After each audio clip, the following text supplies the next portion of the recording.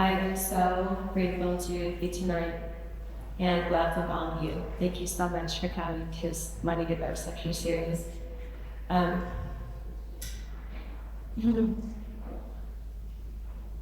last time I stood at this pulpit was for my dad's funeral. And my dad, Carl Brooks, I'm sure he's here somewhere, but he would be so happy to see all of you here and to know that this lecture series is continuing.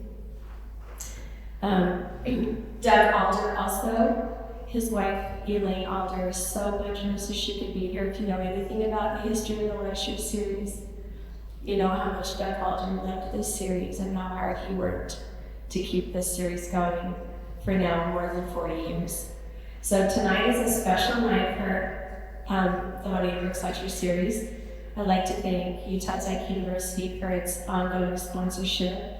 The endowment originally started in 1984, and they have been a continual sponsor for the lecture series all these years. So thank you so much for that endowment that allows this to continue. I also, tonight is the 40th lecture. So it's been more than 40 years, but tonight is the actual 40th lecture of this series. So we have invited the former speakers of the lecture series to join us tonight, those who could come. As an introduction to the series, and as we add our dear Lyman Hafen to this list, I would like to read the names of the past speakers in their honor. I'm going to start with the speakers who have passed away. We have a few of them with us here tonight. So as I read their names, maybe some of them will be familiar. When I get to your name, if you are here, please stand so we can acknowledge your part in the perpetuation of this 40-year series. C. Gregory Crampton, Charles S. Peterson, Dean L. May, Douglas D. Alder, Hart Wixom, Carl Brooks, Billy Logue, Leonard J. Arrington, Linda Silito, Ronald Walker, William A. Burt Wilson, William Mulder, Jan Schitz, Alan Dale Roberts, Edward Leo Lyman, Glenn M. Leonard, Gregory A. Prince, Jennifer Denadale, Jill Mulvey Dare, John A. Peterson, Ken Driggs, Laurel Thatcher Ulrich, Laurie Mathley Kipp, Levi S. Peterson, Lowell C. Benyon, Martha Bradley Evans, P. Jane Hafen, Richard E. Turley Jr., Richard Saunders, Robert H. Briggs, Stephen L. Prince, Stephen E. Snow, Stephen K. Madsen, Thomas G. Alexander, Todd Compton, Vita Tevz Hale, W. Paul Reeve, Wayne K. Hinton, William P. McKinnon, and tonight, Lyman Hafen. Lyman Hafen is a sixth-generation Southern Utah who has been writing about the region's history, culture, and personality for more than 40 years. As a boy, he became a horseman on the family ranch in Nevada, and in 1973 won the Utah State High School Rodeo All-Around Championship. He graduated from Ducey College in 1977, earned a bachelor's in communications from BYU in 1979, and became the founding editor of St. George Magazine in 1983. He has published more than 500 articles and publications as diverse as Northern Lights and Western Horsemen. He is the author of more than a dozen books of memoir, creative nonfiction, biography, and fiction, and has written and directed 4 documentary films. His work has been recognized by awards from the Utah Arts Council and the National Cowboy Western Heritage Museum. He has served on the board of directors of the Utah Arts Council and is past president of the National Public Lands Alliance. For 25 years, he served as executive director of the Zion Natural History Association, where he founded the Zion Forever Project. He currently hosts the Not Forgotten podcast dedicated to capturing and sharing the voices and stories that define what have become known as the Dixie Spirit. He and his wife Debbie live in Santa Clara, Utah. They have 6 children and 18 grandchildren. And as many of you know, he is really called to be a St. George Temple Testament. We're so grateful to have Lyman here with us tonight and welcome him as a newest lecture speaker.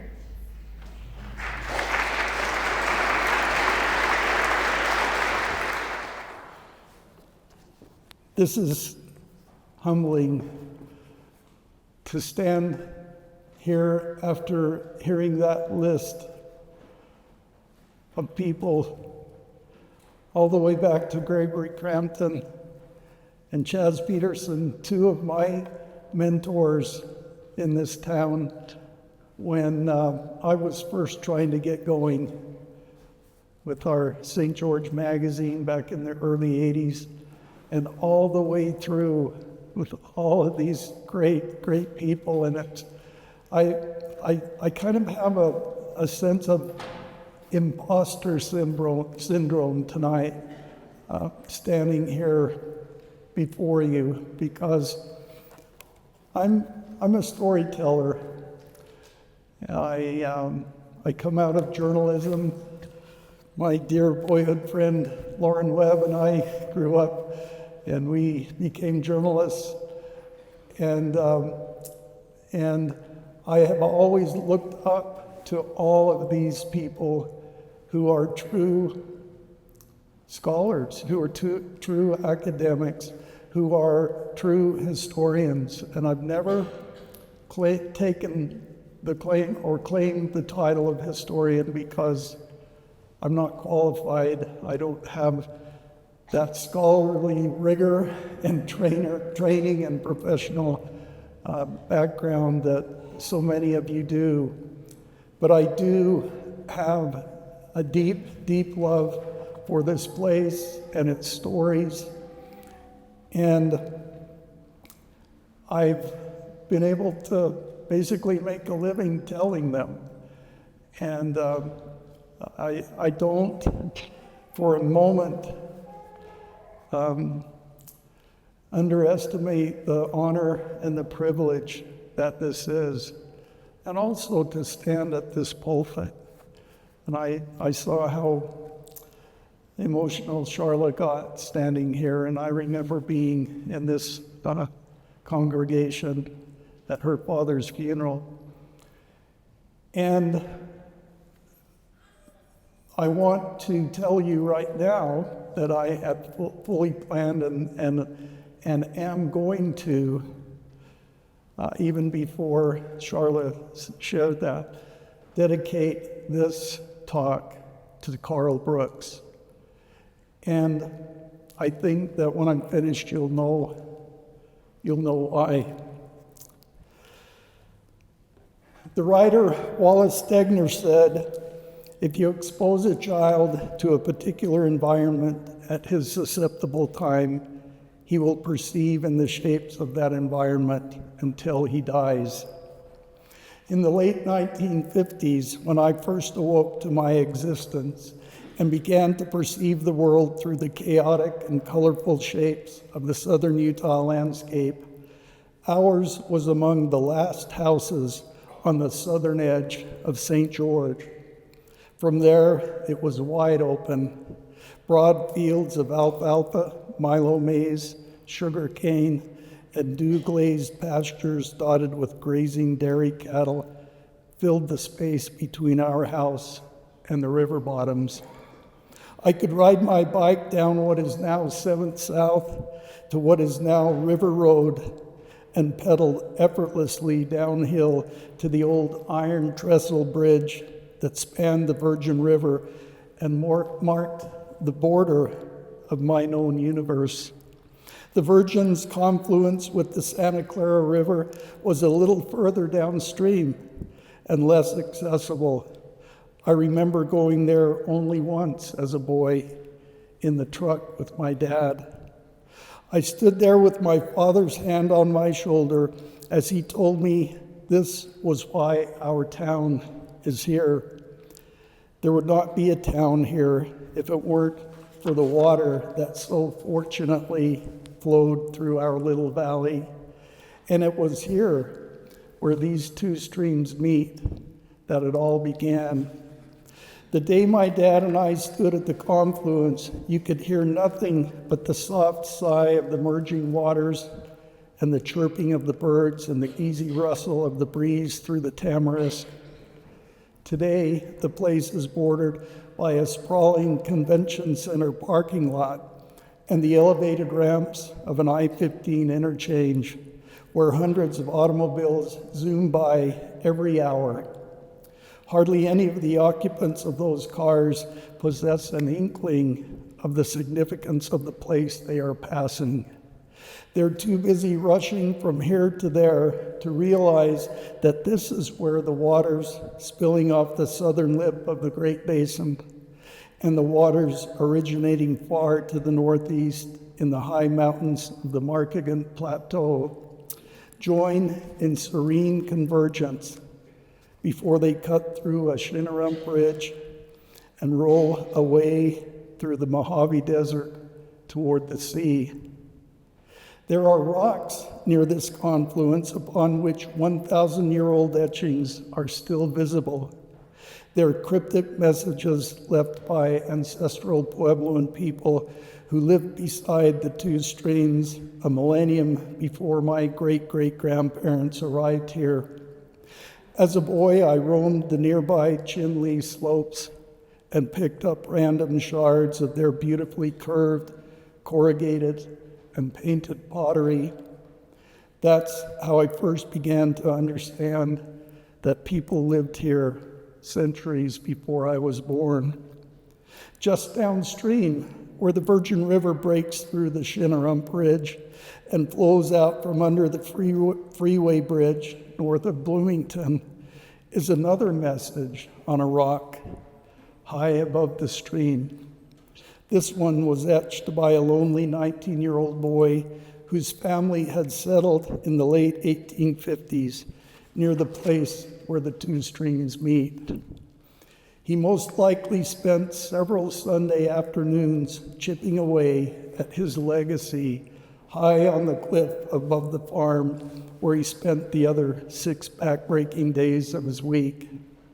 On the flat face of the ledge, he etched out a large profile, presumably of himself, an image of a plant with leaves and flowers, and a line of simple words. I was set here to raise cotton, March 1858. Jacob Peart. The Peart family and a handful of others living in the area were members of the Church of Jesus Christ of Latter-day Saints. They had come to this hot, desolate edge of the earth at the behest of their spiritual leader, Brigham Young. Their mission was to see if cotton would grow here. They began to call their new home Utah's Dixie, though the place where the two streams meet had long been called Tonnequint by the Southern Paiute who had lived here for centuries. Those first Latter-day Saint settlers at Tonnequint began the displacement of an indigenous way of life that had found a natural rhythm with the landscape over scores of generations.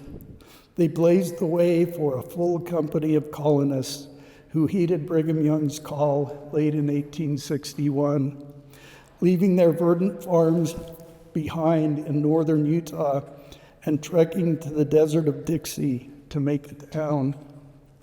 That town, which came to be known as St. George, is where I was born in 1955. I'm part of the sixth generation. My roots run back to New England, Switzerland, Denmark, and Mother England herself. Yet from my earliest memories, I have sensed that I am native to this place where two streams meet. As a boy, I lived in a town with less than 5,000 people. My parents either knew or knew of every family in town. When I broke my arm playing football on the East Elementary lawn, my mother drove me to one of the 3 doctors in town who could set and cast it. As I came of age in the late 1960s, the town was passing through its own adolescence. The first golf course appeared under the Red Ridges north of town, just down the river where the remnants of the pioneer village of Bloomington stood. A country club was built by 1970. By the late 70s, the resort community of Green Valley was springing up on the rolling hills above the Santa Clara, just upstream from where it merges with the Virgin. By the time I completed college and finished my apprenticeship as a journalist for 3 years in Idaho Falls, it was 1983. My wife and I and 3 young children returned home to a St. George that was emerging into young adulthood.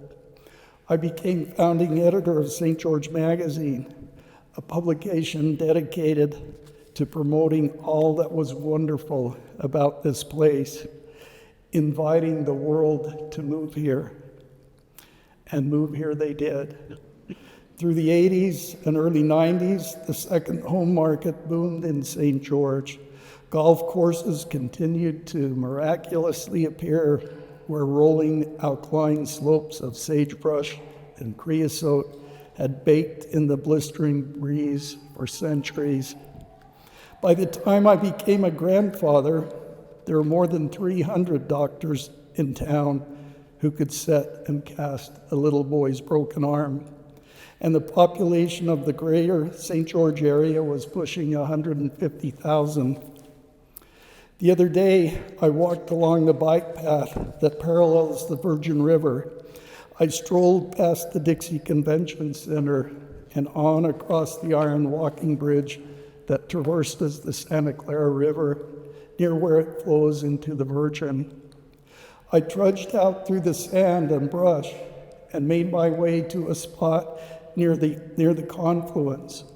To the north, beneath an azure sky, sat the city of St. George, with its giant iceberg of a temple standing majestically in the middle. Homes and buildings sloshed up over both volcanic ridges to the east and west. The coral ledges of the Red Hills stood bright and noble to the north, and further north, the purple majesty of Pine Valley Mountain.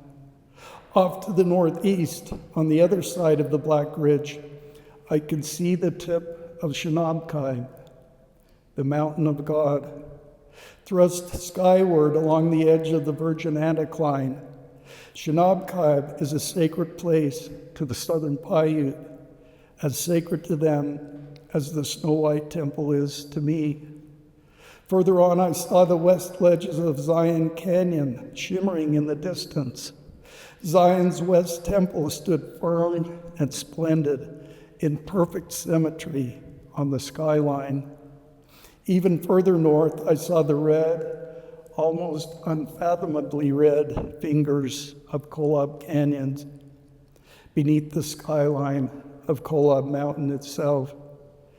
In Latter-day Saint theology, Kolob is the place where God resides. Each of these landmarks are places where, for me, heaven and earth meet. I was surrounded by sacred ground. I focused my gaze on Shinabkaib and thought how simply, how unobtrusively the Southern Paiute lived upon this landscape. The circle of their lives here was as natural as that geologic feature they call the Mountain of God. Then I looked at the tall white temple my ancestors built 150 years ago. They pounded volcanic rock from the West Black Ridge deep into the soggy soil where Brigham Young declared the building must stand. I remembered, in fact, that there is more volcanic rock invisible beneath the temple than there is sandstone forming the building's massive walls above ground. The temple, a place my people call the house of the Lord, was literally imposed upon this landscape, just as we have imposed our lives upon it over more than 6 generations. We came to grow cotton and to make the desert bloom. We did, and we stayed. Then I looked at the magnificent West Temple of Zion, the shining icon that draws millions of visitors from all over the world every year. I considered how the West Temple stands as a monument to all who have moved here in recent years for the scenic beauty, the temperate climate, and the quality of life the area offers. First, it was the native Southern Paiute who lived here because their ancestors had always lived here.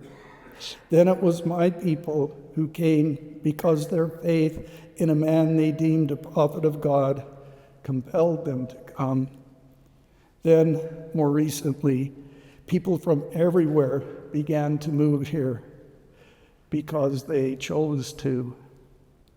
Like streams that merge from far-flung sources, we all now find ourselves together in a place we each love for our own reasons. And there I stood with the waters of the Santa Clara, where the waters of the Santa Clara and the Virgin meet in the middle of my hometown.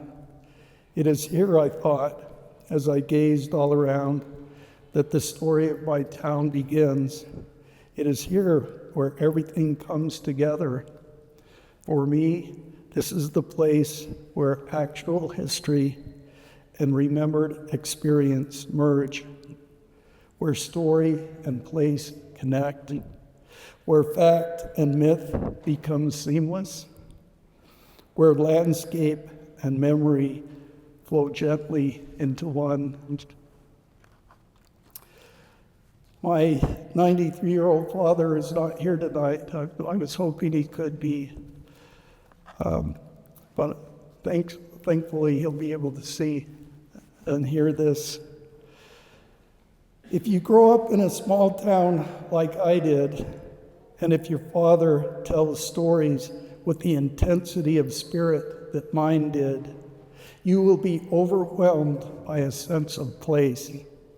There will not be a plot of ground anywhere in that town that does not have a story tied to it. There's a place on the campus of Utah Tech University that ties to a seminal moment and story in my life.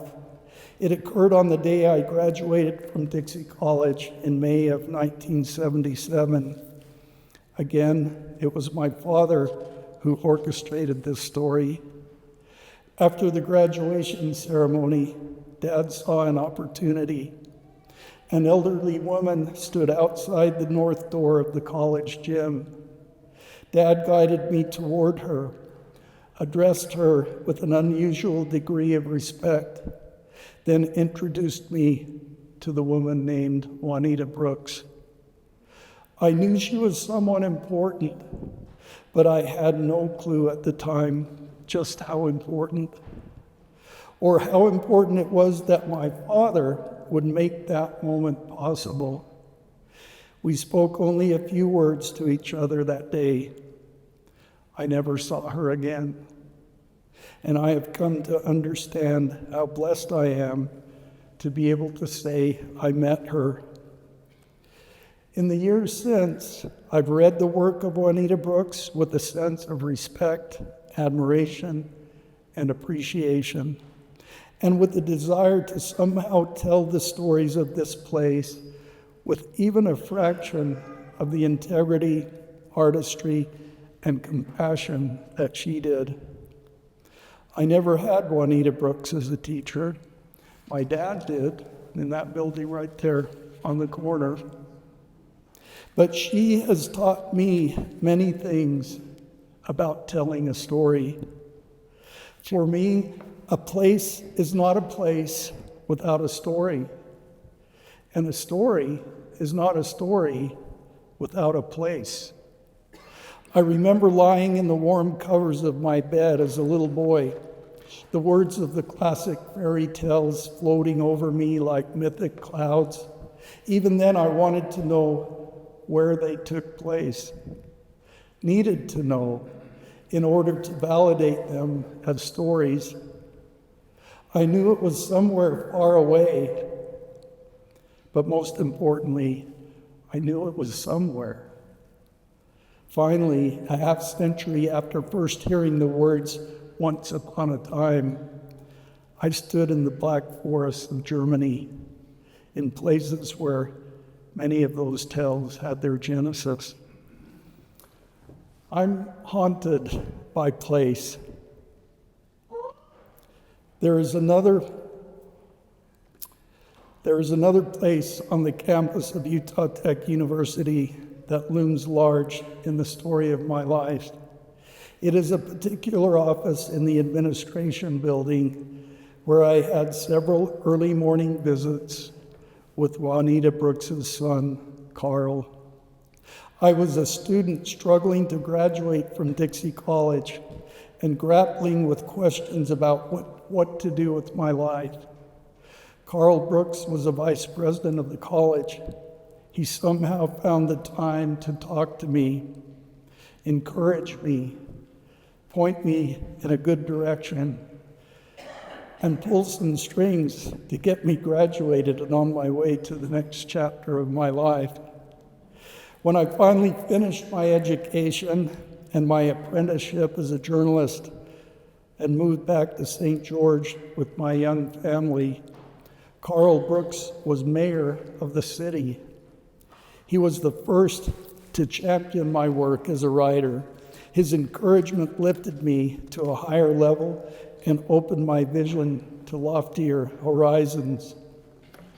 And speaking of horizons, there's a place on the Black Ridge west of downtown St. George, now known as Tech Ridge, where you can pull off the road and view in perfect alignment the three landmarks I mentioned earlier. Immediately below, like an ominous iceberg in the middle of the city, stands the St. George Temple. On a straight line extending approximately east, you see the inclined ridge of the tower known to the southern bayou as Shinab. And continuing on the same straight line, you finally reach the majestic horizon cut against the far eastern sky, the wondrously symmetric skyline of the West Temple of Zion.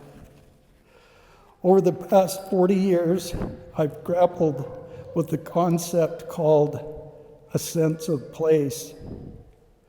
I believe I was born with an overdeveloped sense of place, and that it was magnified by my father's penchant for knowing and telling a story relating to every place I went as a child.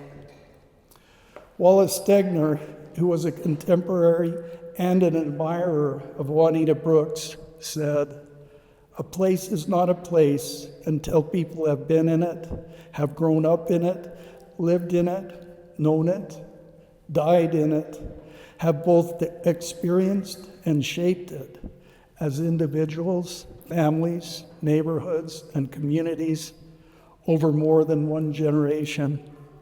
It is made a place only by slow accrual, like a coral reef. But Stegner went even deeper by pointing out that the geology of a place is just as full of stories as its human habitation.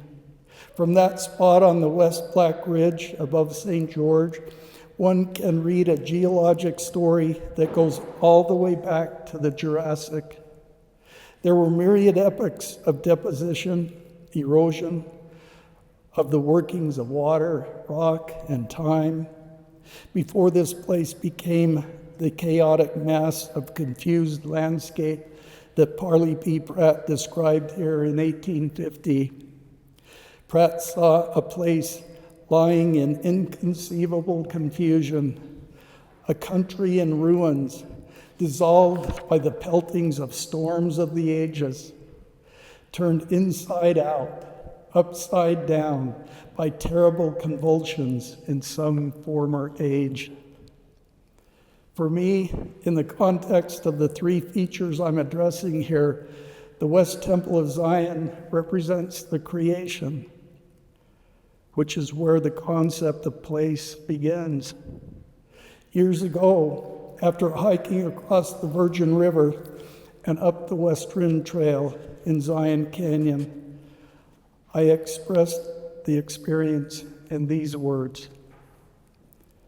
It begins, as all nature begins, with water. The endless sigh of water over rock and how it carries through you like an ancient breeze, the perpetual push of water, rushing, roiling, dancing dutifully on, pressing ever and on to the sea.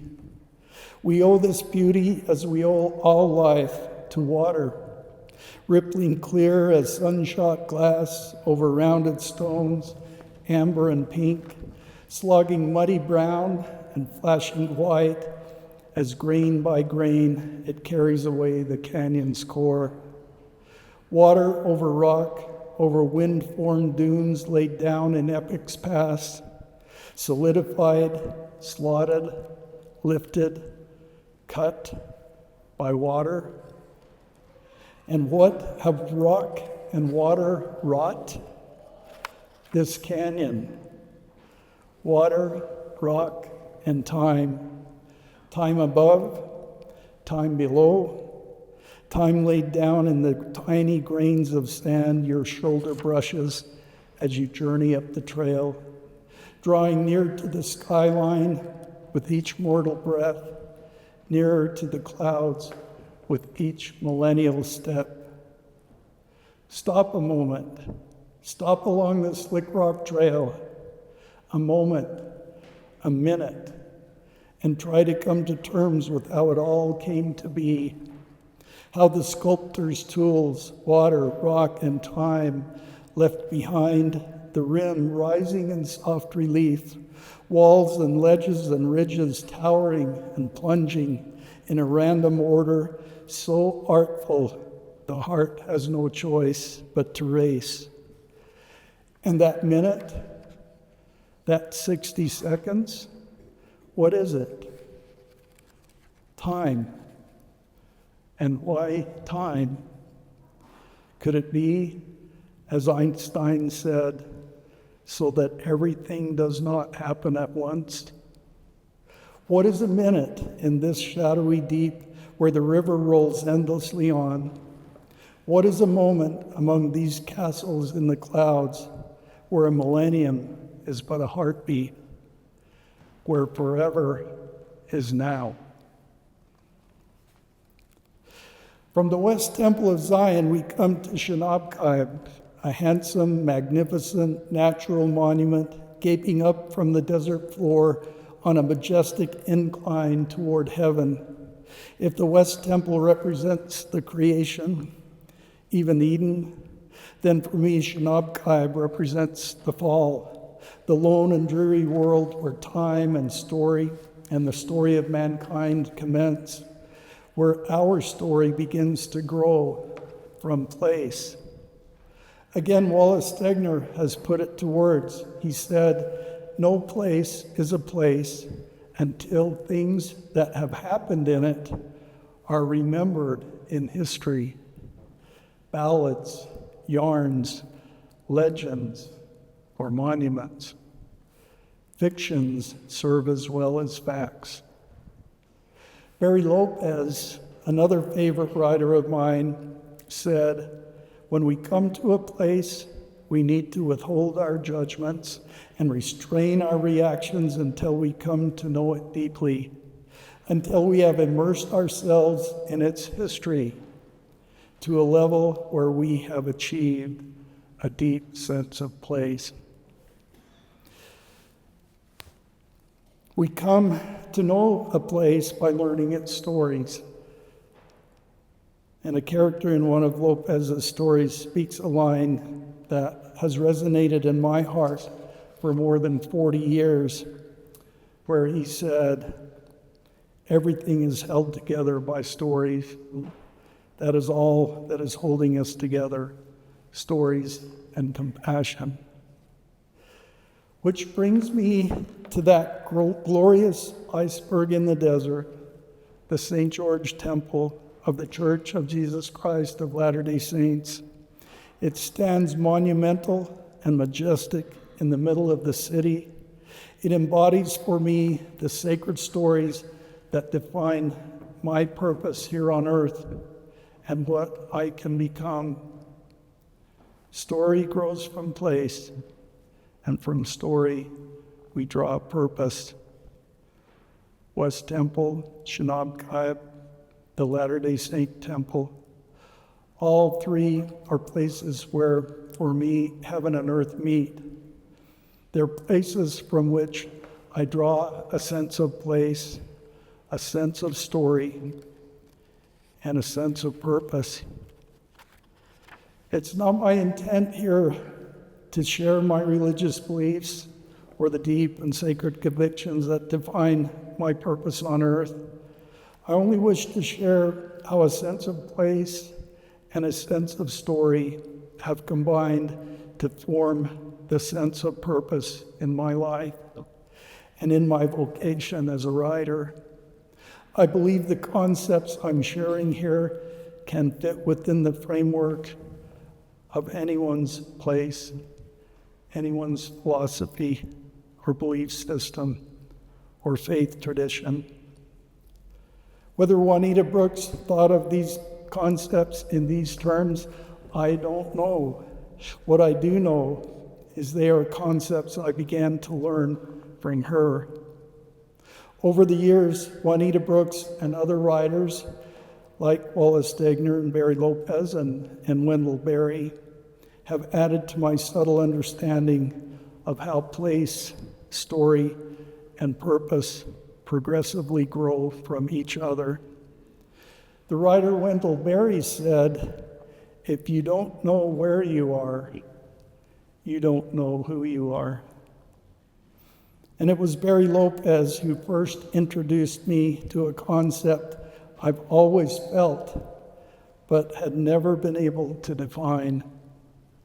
In Spanish, the phrase "la querencia" refers to a place on the ground where one feels secure, a place from which one's strength of character is drawn, a place in which we know exactly who we are and from which we speak our deepest beliefs.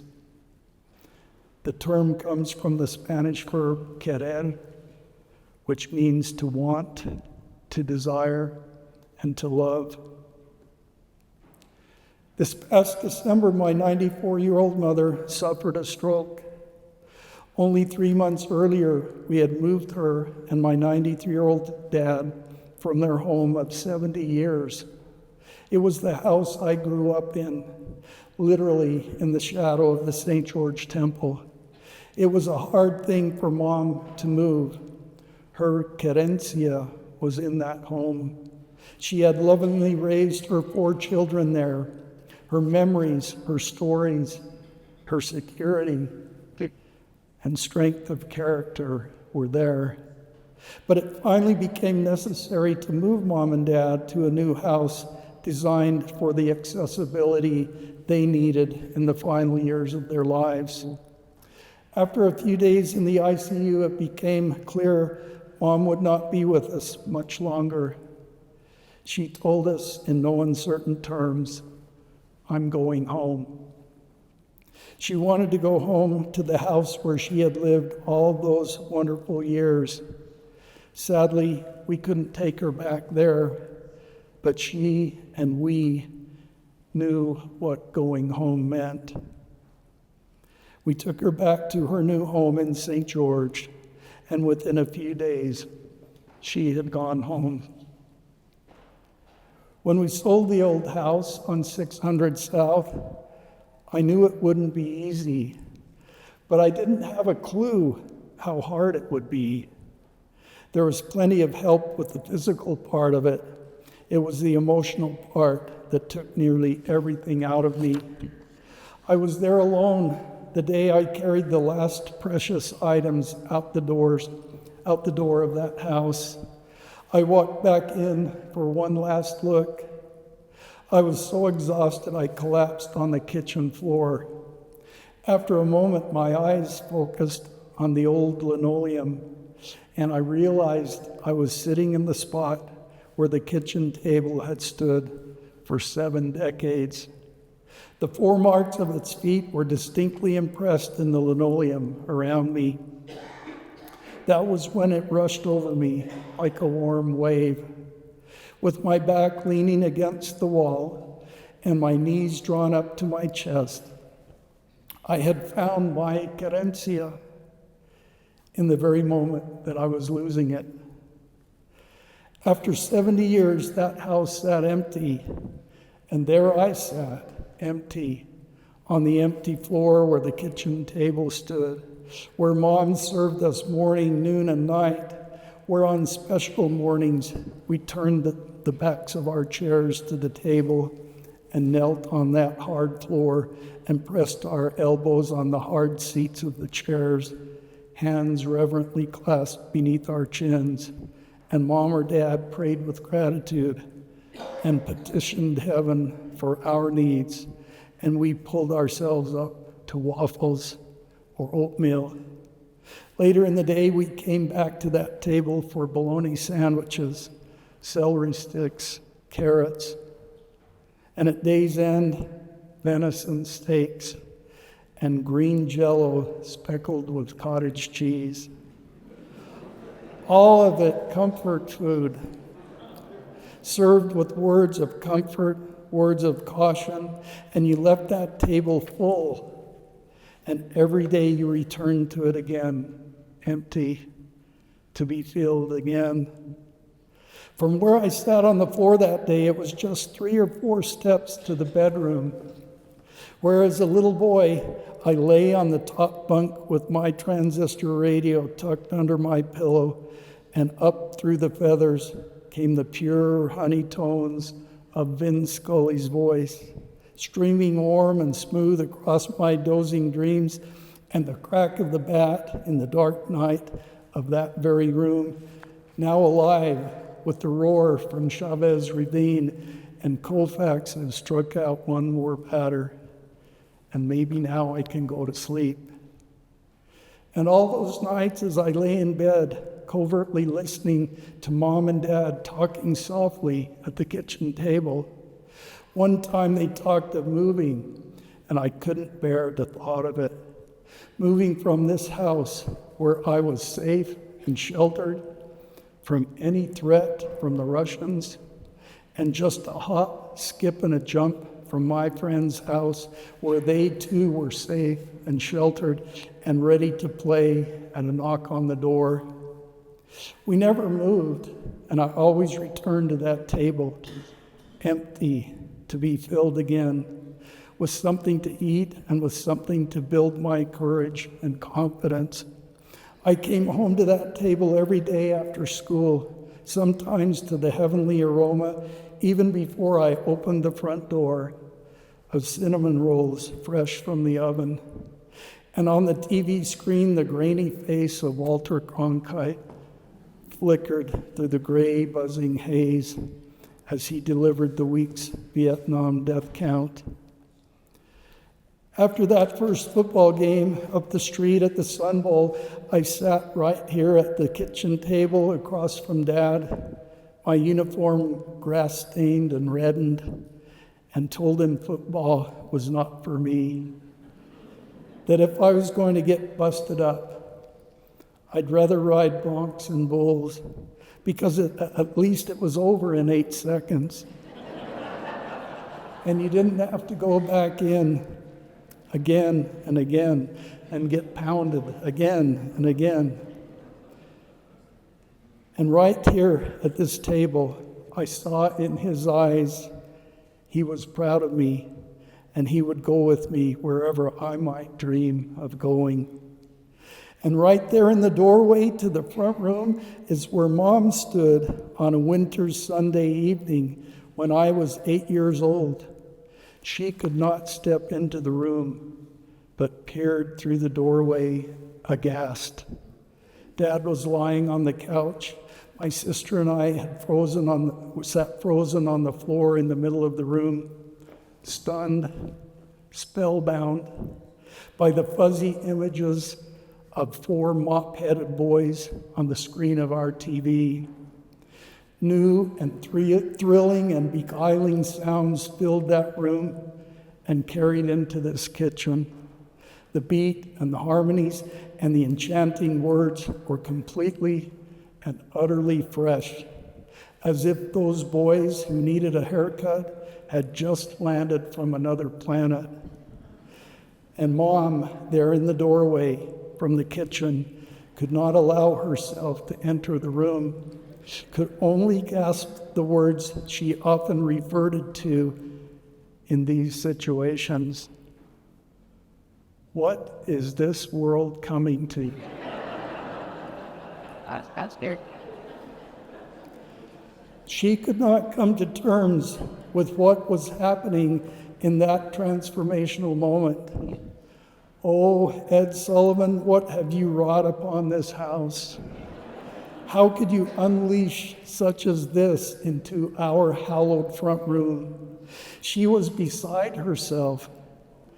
And when I saw her standing there, quaking in her house slippers, I wanted to hold her hand and let her know I was a bit aghast myself, though in truth, fully bought in, to the point that in coming years, their records would turn on our console stereo beneath the big picture window of that front room, opening the floodgates for the likes of Creedence Clearwater and Led Zeppelin to rattle and hum the walls of this humble house. Once, a few years later, as that music blared from our stereo, I peeked into this kitchen and saw Mom secretly dancing on the linoleum floor, and knew in that moment that whatever this world was coming to, it would be okay. And nothing exceeded the glory of Christmas morning in this house. Having slept hardly a wink the night before, I passed through the hallway from my room to Mom and Dad's long before dawn, the haze of sugar plums dancing in my head to be sent straight back to bed. Then minutes later, with my brother and sister in alliance, we stormed their room with such purpose we could not be denied. And we waited there as Dad slipped into the front room, and we were not allowed to enter until he had plugged in his movie camera and flipped on the magical rack of Bell and Howell lights. That atomic burst of light showered our house in celestial glory, a light that began growing in those first Christmases of my memory, a light that is still growing and will continue to grow brighter and brighter until the perfect day. And now this house belongs to someone else, and I have finished emptying it, and I am tired, and it is empty, and I am empty, and need to be refilled, but the kitchen table is gone. Now my hope is for a future place where love and laughter will flow as it once did around the kitchen table, whose marks remain in the floor where I sit. A place even brighter than our front room on Christmas morning. When I lifted my tired body up from the kitchen floor and walked out that sacred door for the last time, I began to transfer that same sense of cadencia to the St. George Temple. There, I find the promise that I will one day sit down again in brightness around a glorious kitchen table with those I love. When Wally Brazil, Roland Lee, and I founded St. George Magazine in 1983, I was searching for my voice as a writer. I wanted to go beyond being a journalist. I wanted to express myself and the stories of my place in my own voice and in my own way. Fortunately, a book had just been published the year before that would show me the way. It was entitled Quicksand and Cactus, a memoir of the Southern Mormon frontier by Juanita Brooks. It was a collection of first-person memories in Juanita's singular personal voice, distinctly different from the mostly academic voice in most of her historic writings. In the opening piece of that book, entitled Wide, Wonderful World, she opened my eyes not only to the wide and wild and wonderful world of her childhood, but also to the idea that a story told simply, honestly, and purely in one's own authentic voice could be powerful and powerfully effective. The stories she told about, the stories she told about growing up in Bunkerville, Nevada, some 50 years before I was born, and some 35 miles downstream from the river bottoms where I grew up, moved me deeply. She wrote of a Saturday afternoon before Easter when her Sunday school teacher took her class of 6 and 7-year-olds on a hike up the hill above Bunkerville. They crossed the big ditch that marked the edge of her childhood universe and made their way to a point where they could see the great, wide, beautiful, wonderful world. They stretched their arms out at shoulder level and twisted their bodies to the right and to the left, taking it all in. Now I look at the Blue Mountains far to the east. Now, this is her teacher talking. Now look at the Blue Mountains far to the east, her teacher said. Behind them is St. George, a big city with a temple and a tabernacle. This is where young folks go to get married. So someday you may go there too. And one day she did go there. At the age of 8, she traveled to the big city with her family to attend conference in the tabernacle. I cannot drive down Tabernacle Street past the place where Dixie Drug stood without thinking about that 8-year-old girl. During that visit to St. George, Juanita walked down Tabernacle Street to Dixie Drug, where ice cream was advertised. As she entered the drugstore, she saw a strange child approaching her. It was a second or two before she realized that the dowdy child in the calico dress was actually herself. She had never seen herself in a full-length mirror before. She would later write, "Two of the Watson or Woodbury girls, perfectly dressed, were there. They saw my confusion and laughed. One of them made a remark about my shoes. Mother always purchased with an eye to service rather than beauty, hence the square-toed stogies. The other mentioned my purse. I had my money tied in the corner of my handkerchief, which had been used for so many things that it had long since ceased to be white." Juanita's biographer, Levi Peterson, said that Juanita retreated instantly, shocked and humiliated beyond telling. Not many years later, Juanita would become a highly respected young teacher at Dixie College, just right here on the corner. Just around the corner and down the street from Dixie Drug Store.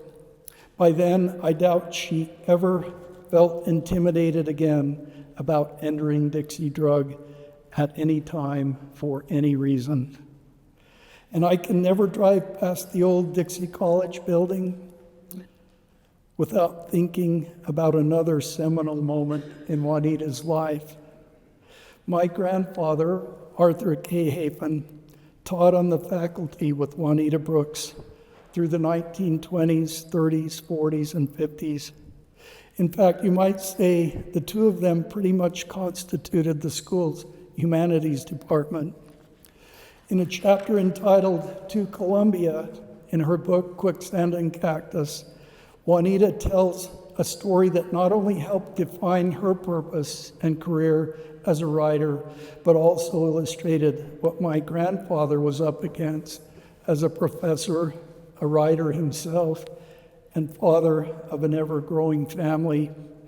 At a Monday morning faculty meeting in the spring of 1928, we're coming up on 100 years since this happened, just a few yards south of us in that venerable old college building. The faculty met with President Nichols in a classroom adjoining the president's office. Near the close of the meeting, President Nichols announced the board had consented to give one sabbatical leave each year, enabling a teacher to take a year off for study on half pay and come back with a raise in salary the following fall. President Nichols offered the first sabbatical to Arthur K. Hafen, since he had been longest in service to the institution. Would he care to accept the offer? "I couldn't possibly leave for a full year," Grandpa said.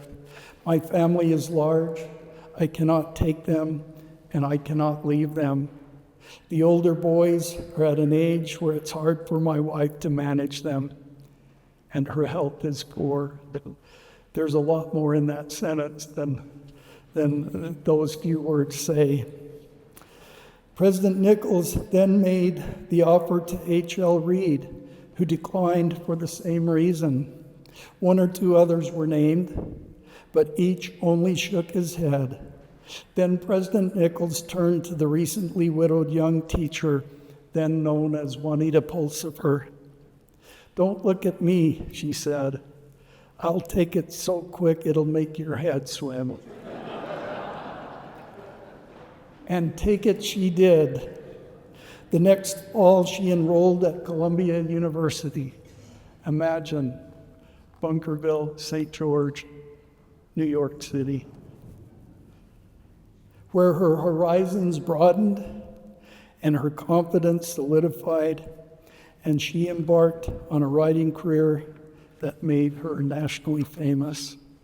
I think my grandpa always kind of liked to take some credit, since he didn't take that sabbatical. Place, story, purpose. They progressively grow from each other. In my memory, there's no better example of this than an experience I had outside this very building several years ago. After a meeting here, I found myself outside, standing in the shade of the magnificent walls of the tabernacle. Carl Brooks was among the people gathered there. When I made eye contact with him, he approached me, took me by the arm, and led me to a certain spot next to the building. He placed his fingers on one of the beautifully chiseled stones and told me that that very stone had been cut, shaped, and dressed by his grandfather, George Brooks. I asked him how he knew that. He told me he knew the distinct mark of his grandfather's finishing tool. I perceived the subtle detail of the tool as he pointed it out and realized it was different from the mark left in the stone next to it. More than 150 years after it had been placed there, the story of that stone became alive in my soul. George Brooks knew where he was, in a fledgling village beneath red sandstone bluffs. He knew who he was in the story of the founding of that town. And through that story, he knew why he was here. His mark, along with his blood, sweat, and tears, remain embedded in the stone of this building, a building whose purpose transcends mortality. All this brings me back to the stories anciently and artfully etched on rocks surrounding the place where I was born. They are the original stories that grew from this place. And though my modern eyes cannot transcribe them, I know where they are, and I know they are sacred stories full of purpose. Finally, that's for my grandkids, finally. There is the place high on a Shinneram Bridge above Bloomington where Jacob Parrott left his mark in letters fully transcribable to those with eyes to see, hearts to feel, and minds to know. In one simple sentence, he shared his sense of place, his sense of story, and his sense of purpose. Hungry, weary, and short of time for such trivial pursuits, he nonetheless etched his words into the rock and said it all. I was set here to raise cotton, March 1858, Jacob Parrott. Place, story, purpose. I first read the story of Jacob Parrott in the writings of Juanita Brooks. I have come to think that she saw in his words what I have come to see. There is no place more compelling than this place she loved. There is no story more epic than the story of this place. And there is no purpose more transcendent than that of the people who made this place what it is. Thank you.